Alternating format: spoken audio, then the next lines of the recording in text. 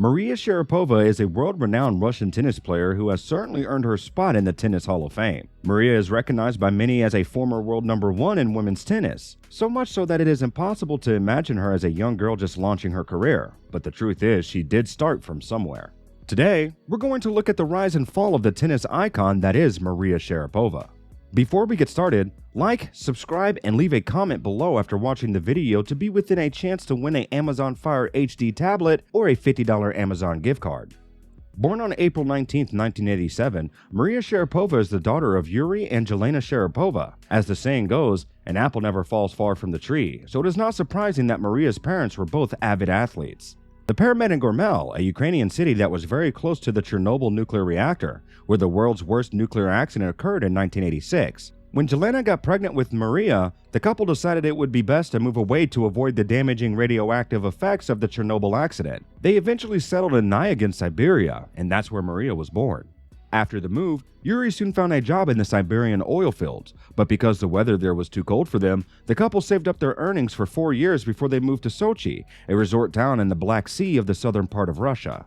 Maria's parents were both tennis lovers, so they gave Maria a racket at a tender age. Her parents were not able to afford a child-size racket, so they gave her a makeshift racket and began to show her the basics of tennis. Maria learned quickly, and by the time she was 6, her parents took her to a youth tennis clinic in Moscow. As luck would have it, one of the celebrity athletes at the event was Martina Navratilova, a 9-time winner of the women's singles event in Wimbledon. Maria's skills impressed Navratilova, so she suggested that her parents take her to the Nick Bollettieri Tennis Academy in Florida. The school was a tennis-focused boarding school that trained the likes of Pete Sampras, Andre Agassi, and Monica Seles. Yuri and Jelena heeded the advice and decided to take Maria to Florida and have her enrolled in the school Navratilova spoke about. Unfortunately, Maria had to say goodbye to her mother because Jelena could not get a visa to the US. At that time, Russia was in a state of financial crisis, so Maria's parents had to turn to their own parents that asked them for money they needed to take Maria to Florida. With only $700 to their name, Yuri and Maria made the journey to the States. When Maria and her father reached the Bollettieri Tennis Academy in 1994, they were told that students were admitted into the school by invitation only, and that 7-year-old Maria was too young to get into the school. Regardless, the father and daughter pair stayed in Florida. Yuri worked as a waiter while Maria got a coach. It took Maria just 4 months to learn English while improving her skills. By the time she was 9, Yuri and Maria went back to the Bollettieri Tennis Academy, where Maria was given a scholarship for playing so well at a tryout game. Soon after the scholarship was given to Maria, her mother Jelena finally got her visa and was able to join her family. Winning the Eddie Herr International Junior Tennis Championship in November 2000 at the tender age of 13 was the beginning of tennis fame for Sharapova. She was soon given the Rising Star Award, which is a special distinction award given only to players with exceptional promise. On her 14th birthday in April 2001, Sharapova made her professional debut. In 2002, she played her first WTA tournament at the Pacific Life Open, where she won a match before she lost to the legend that is Monica Seles. At the junior tournament in 2002, Sharapova reached the finals of the girls' singles event at the Australian Open in Wimbledon. It is recorded that she was the youngest girl ever to reach the final of the Australian Open Junior Championship at 14 years and 9 months. In October 2002, Maria reached number 6 in the ITF Junior World Singles ranking. Throughout her junior career, Sharapova won 3 junior singles tournaments, and she was the runner-up at 5 tournaments, including junior Grand Slam events. Her best results in the junior Grand Slam tournaments were the finals of the 2002 Australian Open, the finals of the 2002 Wimbledon Championships, the 3rd round of the 2002 French Open, and the 2nd round of the 2001 US Open. Sharapova took her success rate up a notch in 2004 when she shocked the heavy favorite Serena Williams to clinch her first major title at Wimbledon. Serena Williams had won the previous 2 titles and was about to win the 3rd time when 17-year-old Sharapova beat her. Commentators have described Sharapova's win over 6-time major champion Serena Williams as the most stunning upset in memory. This win catapulted Sharapova to the top 10 ranking for the first time in her career. She also became the 3rd youngest woman to win Wimbledon and the 2nd Russian woman to win a major title. A year after the amazing Wimbledon win, Sharapova's career hit its peak. In August 2005, Sharapova reached the top of the world's ranking at the age of 18. This made her the first Russian woman to top the singles rankings. Since then, Maria has won several major titles, 2 at the French Open and 1 each at Wimbledon, the US Open, and the Australian Open. She last held the world #1 ranking for the 5th time in June 2012.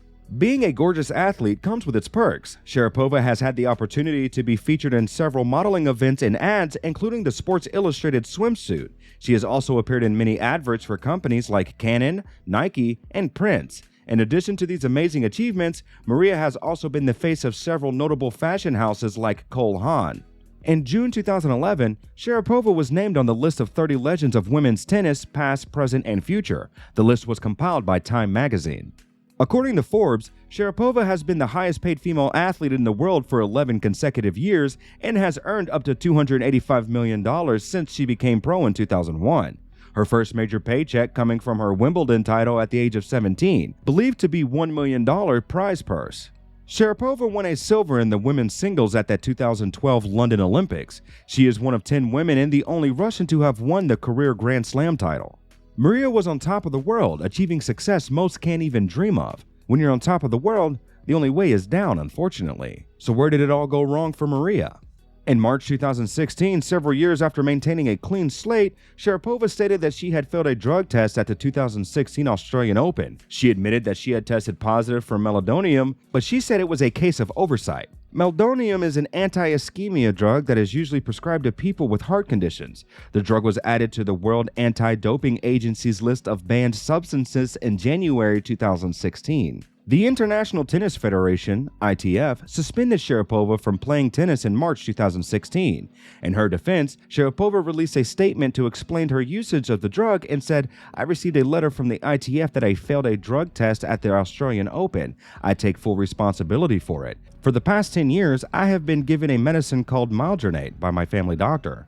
And a few days ago, after I received the ITF letter, I found out that it also has another name of meldonium, which I did not know. It is very important for you to understand that for 10 years, this medicine was not on WADA's banned list, and I had legally been taking the medicine for the past 10 years. But on January 1st, 2016, the rules had changed, and meldonium became a prohibited substance which I had not known. I was given this medicine by my doctor for several health issues that I was having in 2006.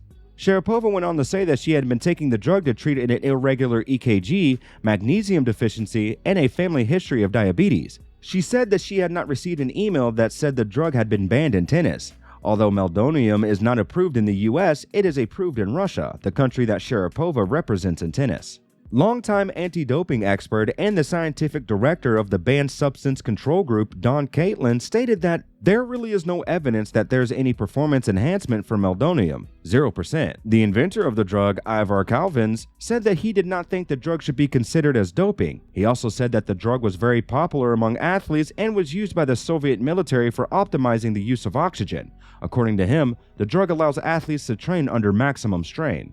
Many tennis players showed little or no support for Sharapova after the announcement of her failed drug test. Jennifer Capriati posted on Twitter saying Sharapova should be stripped of her 35 professional titles. John McEnroe and Pat Cash said they found it hard to believe Sharapova. Serena Williams was surprised by Sharapova's announcement but still condemned her for being upfront with what she had done. However, Federer, Nadal, and Andy Murray publicly condemned Sharapova and said she deserved to be punished. Djokovic said he felt sorry for her but that she should be ready to face the punishment. Following this, Federer urged the Tennis Federation to conduct more anti-doping tests to prevent this from happening in the future. The Russian Tennis Federation defended Sharapova strongly, stating that the positive drug test was nonsense. In the end, Sharapova was given a 24-month suspension from tennis, but the punishment was later reduced to 15 months. They say the comeback is greater than the setback, but this was not true of Sharapova, unfortunately.